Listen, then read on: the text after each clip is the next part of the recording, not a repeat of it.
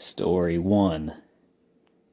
Around 3 years ago, me, my parents, and my older brother went to visit my grandparents.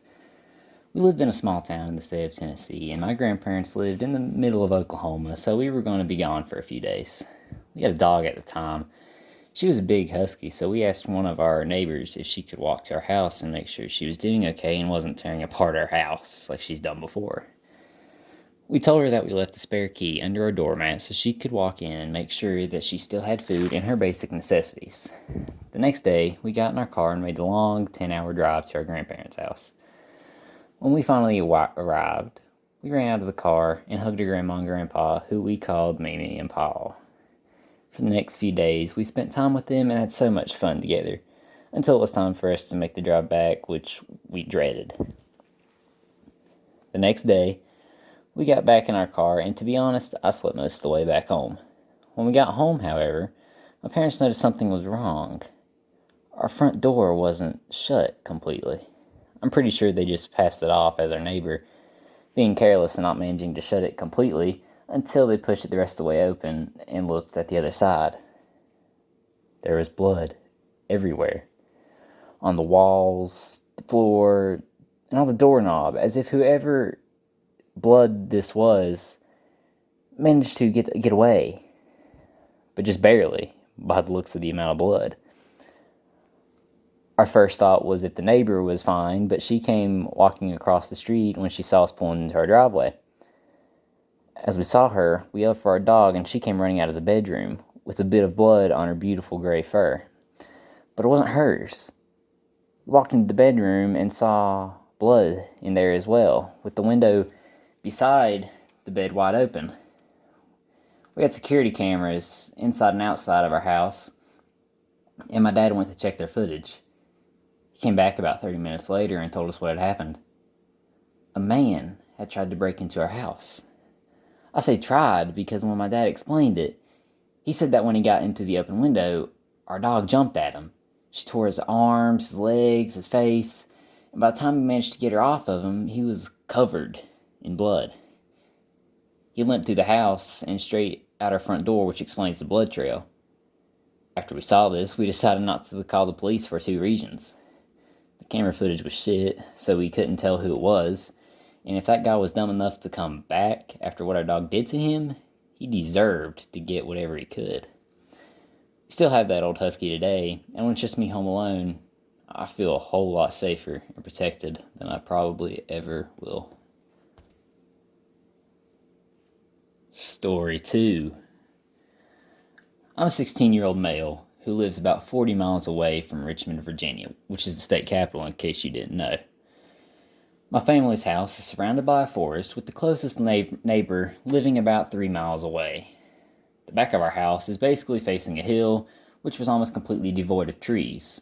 However, there is a small group of trees on the left side, which I personally thought made the hill look kind of pretty. Yeah, I'm a guy and I think a hill looks pretty. Whatever. Anyway, we have a wraparound porch with a shed covering the front and back sides of our house. I was home alone when I decided to go outside and read a book called The City of Glass, which I highly recommend, by the way. I was sitting in a lawn chair when I noticed something moving around the cluster of trees. At first, I wrote it off as a deer because it was a common thing to see, especially in the spring. When I looked a little closer, I realized it was standing on 2 feet, not 4.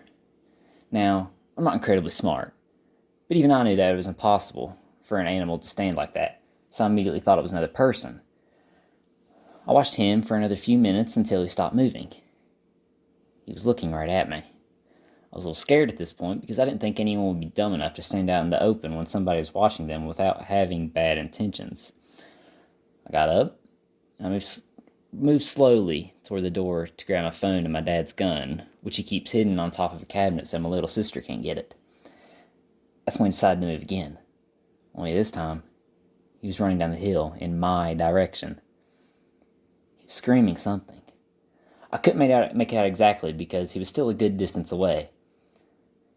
I ran toward the door, put the bolt lock in its hole, grabbed my phone and my dad's gun, and immediately called 911. Told them what was going on, and then said they'd be there as soon as they could, but I knew that wouldn't be almost 15 minutes, which I didn't have at this moment. I thought about opening the door and just pointing the gun at him, hoping he stopped, which didn't happen. Because as I was reaching to unlock the door, I saw him again, only this time he was slammed against the door and tried to open it.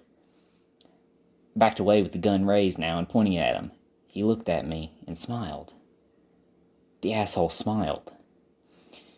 He then raised his left hand and showed me what was in it. It was a knife. An old, rusted, long-ass knife. I don't know why I didn't shoot him then. The whole thing was like the horror movie where that woman is hiding in the bathroom and there's a psychopath outside beating the door down with an axe, screaming, "Here's Johnny," at her while she's scared to death. He kept slamming himself against the door like he was trying to break in. I yelled at him to stop or I'd shoot, but he never did. So I shot. Not to kill, but enough to hurt him.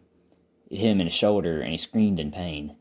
He looked at me then. Then he was laughing. A loud, maniacal laugh that made me even more terrified. He continued trying to beat down the door, but I could tell the shot had hurt him. He wasn't putting as much effort into his attempts and was growing weaker every time. After about 5 more minutes of this, he eventually stopped. He stopped and stared at me with that same smile that he never seemed to lose. He began laughing again. I could hear the police sirens coming up our driveway. I half expected him to try and run off, but he never did. He just stood there and continued laughing. By the time the police had tackled the son of a bitch, he was still laughing and saying that you'll regret this. "You wish you had shot me through the head," he said. The police were taking him to the car, and one of them came to ask me a few questions. I told them everything I knew, and they left when my dad finally showed up. He was sentenced to 10 years in prison, and by the time he gets out, I plan on leaving this town. I still remember what he said to me that day, and I hear it in my head all the time whenever I'm alone. I can tell he meant what he said, too. He plans on making me regret not shooting him and ending his life when I had the chance.